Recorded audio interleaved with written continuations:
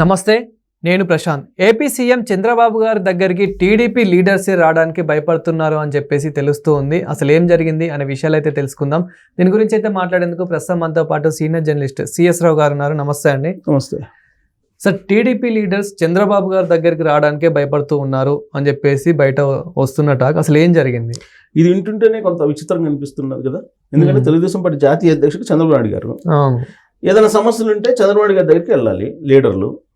మరి చంద్రబాబు నాయుడు గారి దగ్గరికి వెళ్ళటానికే భయపడే పరిస్థితి వచ్చింది అని అంటే ఖచ్చితంగా ఏదో బలమైనటువంటి కారణం అయితే ఉండాలి కదా. ఏంటి ఆ బలమైన కారణం? అది ఆసక్తికరమైన అంశం. ఇప్పుడు చంద్రబాబు నాయుడు గారు జూలై 1వ తారీఖు నుంచి సుపరిపాలన తొలి అడుగు అనేటువంటి కార్యక్రమానికి పిలుపునిచ్చారు.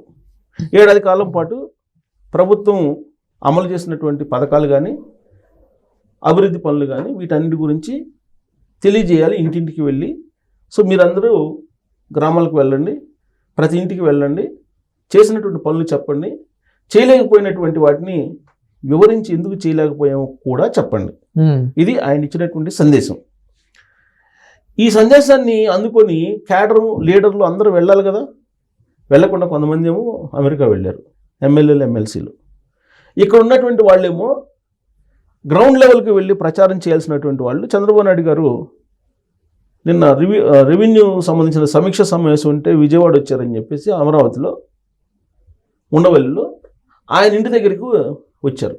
ఆయన ఇంటి దగ్గరికి వచ్చి తెలుగుదేశం పార్టీ లీడర్లు మా నియోజకవర్గంలో పలాని సమస్యలు ఉన్నాయి, మా నియోజకవర్గంలో పలాని విధంగా జరుగుతుంది, మా నియోజకవర్గంలో పలానా లీడర్ ఇలా చేస్తున్నాడు, పలానా లీడర్ ఇలా చేస్తున్నారు, మాకు పదవులు ఇవ్వండి అని చెప్పి ఆయన రిక్వెస్ట్ చేయడానికి వచ్చారు. ఎవరెవరు? కర్నూలు జిల్లా వాళ్ళు, అనంతపురం జిల్లా వాళ్ళు, తర్వాత ఇంకో జిల్లా ఏదో వైజాగ్ ఏదో శ్రీకాకుళం, ఈ 3 జిల్లాల్లో వచ్చారు. వచ్చి ఆయన్ని కలిశారు.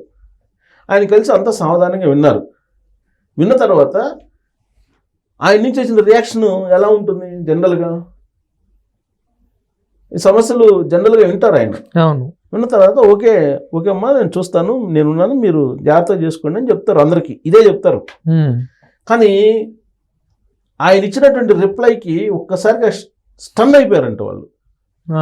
మొత్తం విన్నారు చెప్పింది. విన్న తర్వాత మీరు అసలు ఎందుకు వచ్చారు ఇక్కడికి? ఇప్పుడు నేను చెప్పింది ఏంది? సుపరిపాలన తొలి అడుగు కదా చెప్పింది. మీరు 3 జిల్లాల వాళ్ళు వచ్చారు ఇక్కడికి.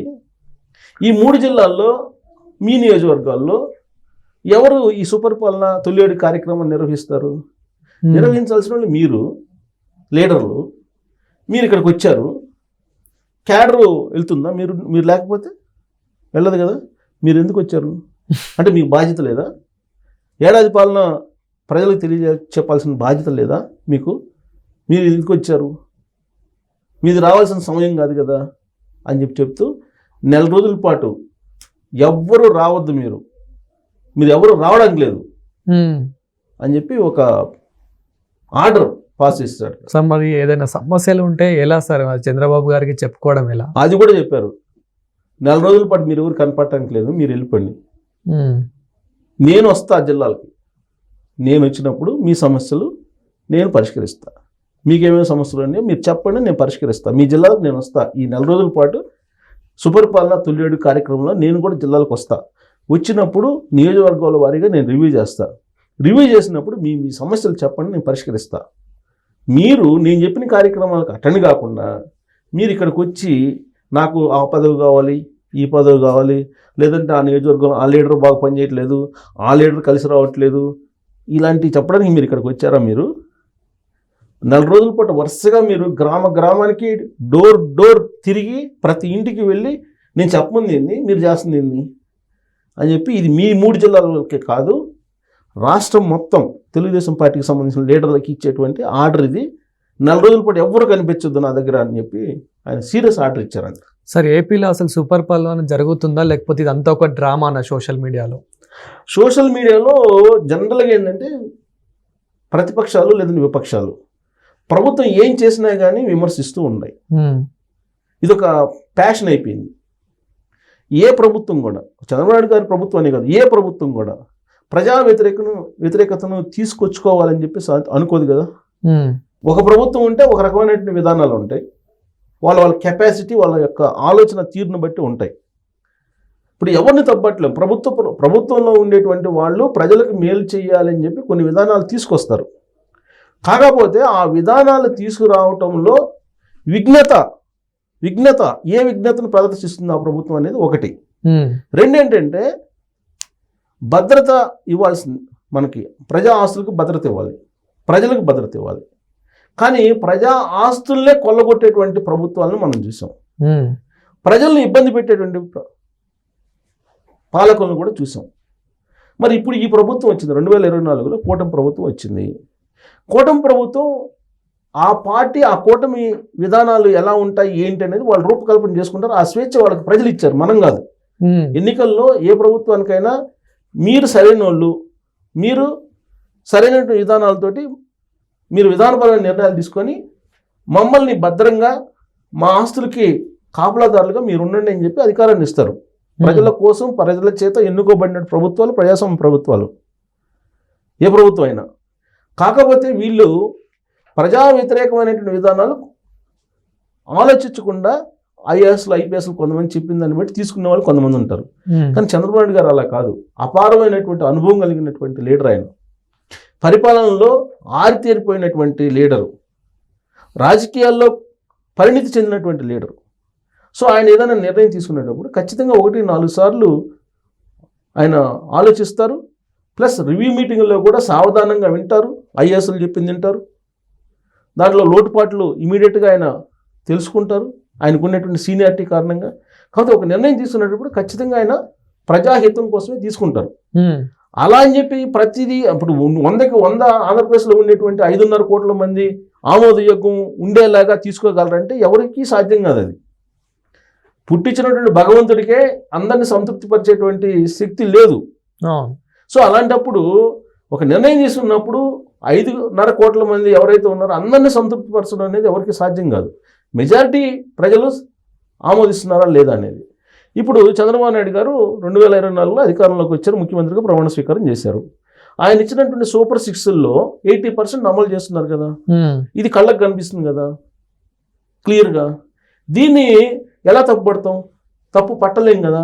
దాంట్లో ఉండొచ్చు, లోపాలు ఉండొచ్చు, కొంతమందికి రాకపోవచ్చు, కొంతమందికి అర్హులైనప్పటికీ కూడా ఏదో కారణాలతోటి ఒకవేళ రాకపోవచ్చు కూడా. కానీ ఆయన అమలు చేస్తున్న 80% అమలు చేస్తున్నారా లేదా? ప్రతి నెల 1వ తారీఖు 4,000 రూపాయలు పెన్షన్లు ఇస్తున్నారా లేదా? గత ప్రభుత్వం కంటే ఎక్కువగా ఇస్తున్నారా లేదా? దాదాపు 3,000 కోట్లు పైగా ఇస్తున్నారా లేదా ప్రతి నెల పెన్షన్ రూపంలో? అలాగే తల్లికి 100 ఇచ్చారా లేదా? 3 సిలిండర్లు ఇచ్చారా లేదా? మిగతా సంబంధించి 15వ తారీఖున ఉచిత బస్సు ప్రయాణం కోసం ఏర్పాట్లు చేస్తున్నారా లేదా? దాదాపు కొన్ని 100 బస్సులు కొనుగోలు చేస్తున్నారు, ఎలక్ట్రిక్ బస్సులు, ఉచిత బస్సు అమలు చేయడానికి, ఉచిత బస్సు పథకాన్ని అమలు చేయడానికి. అంటే కేవలం అనౌన్స్ చేసి వాళ్ళని ఇబ్బంది పెట్టడం కాకుండా సౌకర్యవంతమైనటువంటి ప్రయాణం కోసం బస్సులు కొనుగోలు చేస్తున్నారు. అన్నదాత సుఖీభావ కింద నిధులను కేటాయించి కేంద్ర ప్రభుత్వం ఇచ్చేటప్పుడు ఇవ్వడానికి సిద్ధమయ్యారా లేదా? ఇవన్నీ తెలుసు కదా అందరికీ. మరి 80% పైగా అమలు చేశారు. చేసినటువంటి వాటిని చెప్పుకోవడానికి మీరు వెళ్ళండి అని చెప్పి వీళ్ళకి చెప్తే వీళ్ళు చంద్రబాబు గారి చుట్టూ తిరుగుతున్నారు, మా సమస్యలు పరిష్కరించండి నేను లీడర్లు. అది ఆయనకి కొంత అసహనం కలిగించింది. అందుకే 4 రోజుల పాటు మీరు ఇక్కడ కనపడొద్దని చెప్పారు. ఇక అభివృద్ధి విషయానికి వచ్చేటప్పటికి అమరావతి నిర్మాణం జరుగుతుంది. దాదాపు 60,000 కోట్ల రూపాయల పైగా టెండర్లు కన్ఫర్మ్ అయిపోయి వర్క్ జరుగుతుంది, క్లియర్గా కళ్ళకు కనిపిస్తుంది. పోలవరం నిర్మాణం జరుగుతుంది, 2028 కల్లా అది పూర్తి అవుతుందని చెప్పి చెబుతున్నారు. 2026కి అమరావతి నిర్మాణం మనకు కనిపిస్తుంది, 26కి అని చెప్తున్నారు. ఇంకోవైపు వైజాగ్ రైల్వే అది కనిపిస్తుంది. దీంతోపాటు దాదాపుగా 10 లక్షల కోట్ల పెట్టుబడులు వచ్చాయి.